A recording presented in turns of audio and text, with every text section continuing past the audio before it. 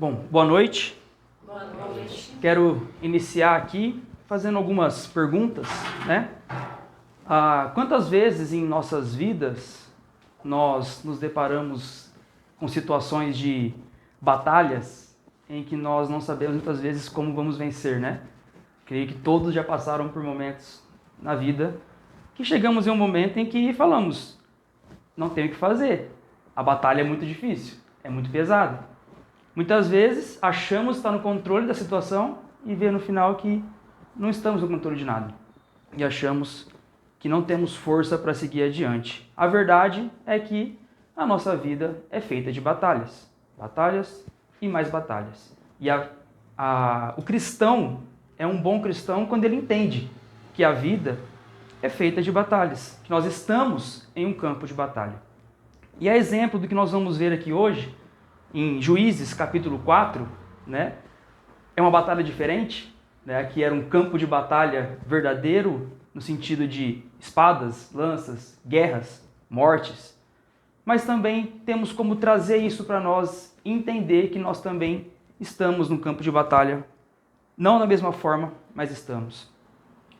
Esse período é marcado por muitas batalhas. Juízes, a gente vai lá ler Juízes e vê que constantemente batalhas e mais batalhas são travadas. E tem um motivo, logicamente.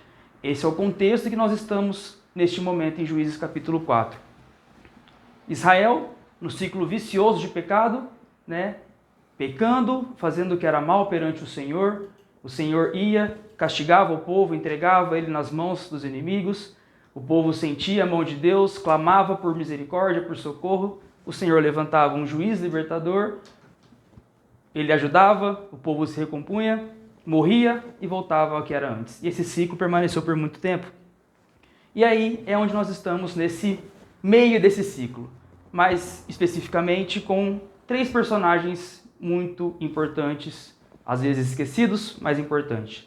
Débora, Baraque e Jael, em Juízes capítulo 4. E vamos ver um pouquinho de como a história destes 3 nos ensina a vencer as nossas batalhas. Não com espada, não com lança, mas com uma organização correta e uma forma correta de agir mediante a esses problemas. E vamos ver 3 pontos importantes. O primeiro dele é que Deus providencia instrumentos para o seu plano, e isso está nos versículos de 1 a 10 de Juízes capítulo 4. Não vou ler todos os versículos, mas precisamos entender que tudo o que acontece está dentro dos planos de Deus. Deus providencia os instrumentos para esse plano. E dentro desse ponto, eu vou gastar um tempinho a mais e ver 3 coisas, 3 instrumentos que podemos dizer que Deus usou com eles e também usa conosco. O primeiro é, a batalha foi um castigo para o povo. E esse castigo foi guiado pelo Senhor. Isso está no versículo 2 de Juízes 4. Entregou o Senhor nas mãos de Jabim, rei de Canaã, que reinava em Azor. Sísera era o comandante do seu exército, o qual habitava em Arosete-Agoim.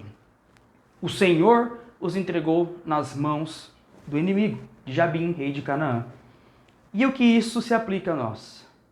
O castigo, a batalha em que o povo estava naquele momento, era uma consequência do que eles haviam feito. A consequência do pecado do povo fez com que eles estivessem em uma situação de batalha. E aí, trazemos isso para nós. Quantas vezes nós pensamos em nossas vidas que a batalha que estamos travando, a luta que estamos enfrentando, pode ser uma forma do Senhor nos mostrar algo.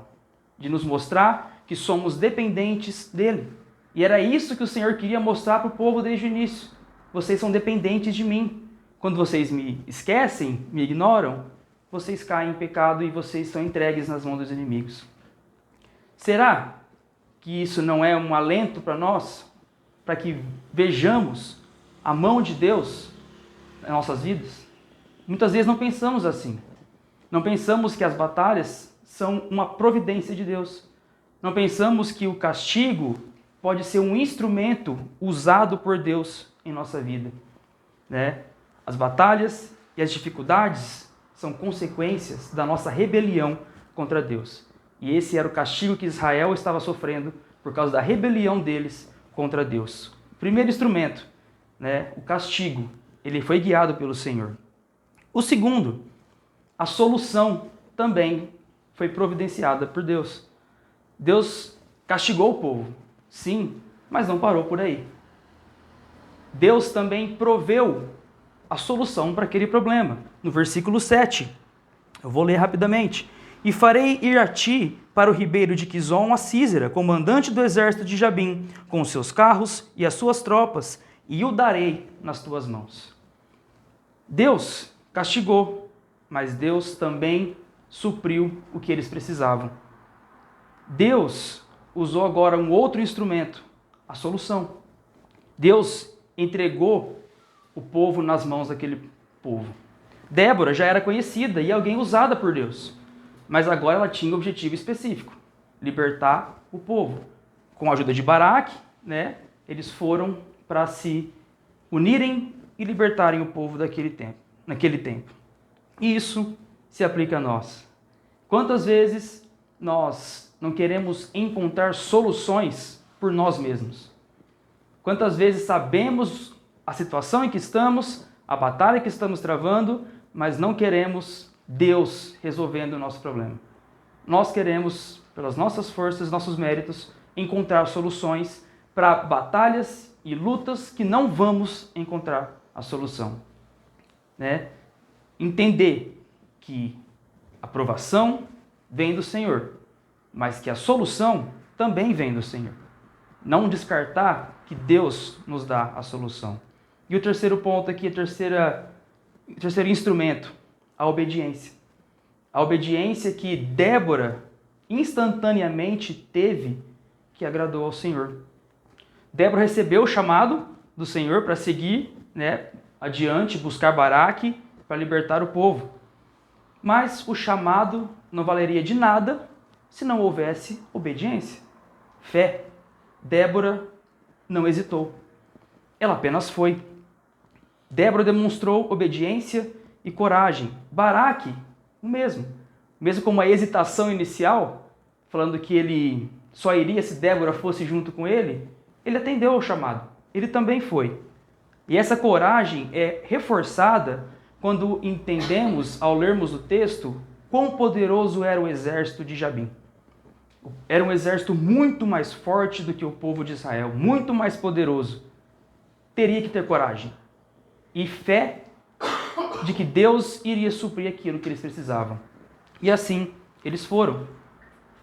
O medo, o saber que o exército era grande, não os impediram de ter a confiança que o Senhor estava com eles. Obediência e fé eram suficientes. Baraque, inclusive, ele é lembrado em Hebreus, lá nos Heróis da Fé, por sua atitude. E aí, isso também se aplica a nós. Será que nós estamos obedecendo aquilo que o Senhor nos manda fazer para vencer as batalhas? A batalha é travada. A solução vem de Deus. Ele nos ordena a fazer algo. Estamos obedecendo o que Deus nos manda fazer? Ou vamos ter medo de enfrentar as nossas batalhas, achando que Deus nos abandonou ou não vai ter poder o suficiente para resolver o nosso problema? Muitas vezes sabemos o que fazer, mas nos falta obediência e fé para fazer tal coisa. Continuando, então nós vimos que Deus provê os instrumentos, que Deus está com tudo guiado em seu plano. E Deus também provê a vitória. Todo o cenário foi feito, né, o chamado para que eles fossem libertar o povo e tudo mais, Débora, Baraque, mas o ápice ainda não havia sido concluído, a vitória final não tinha sido ainda entregue ao povo de Israel. E entendendo, né, a situação que se encontravam ali, Débora e Baraque sabiam de que a vitória não viria por meio deles. Eles tinham a consciência de que Deus havia de prover a vitória para eles. Isso porque Débora já havia recebido do Senhor essa mensagem e eles creram de que a vitória viria de Deus. Porque eles sabiam que era quase que impossível eles vencerem numa batalha travada ali com o exército inimigo. E foi assim que aconteceu. Deus deu a vitória ao povo. Deus, por meios externos, né, deu todo o povo de Jabim ao povo de Israel, todos foram mortos, e assim Deus concedeu a vitória ao povo.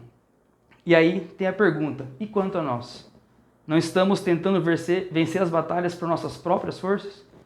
Será que estamos ignorando o poder de Deus para vencer as batalhas? É o que nós fazemos muitas vezes. Ignoramos o poder de Deus para vencer as batalhas.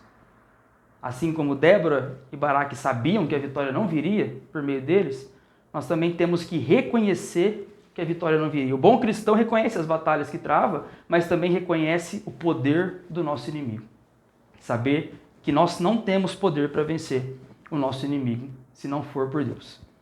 O bom cristão entende que não somos fortes o suficiente para vencer todas as batalhas, mas que Deus providencia os meios para vencer.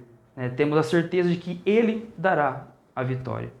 E o terceiro ponto, Deus cumpre seu plano com pessoas improváveis. A história não acaba por aí.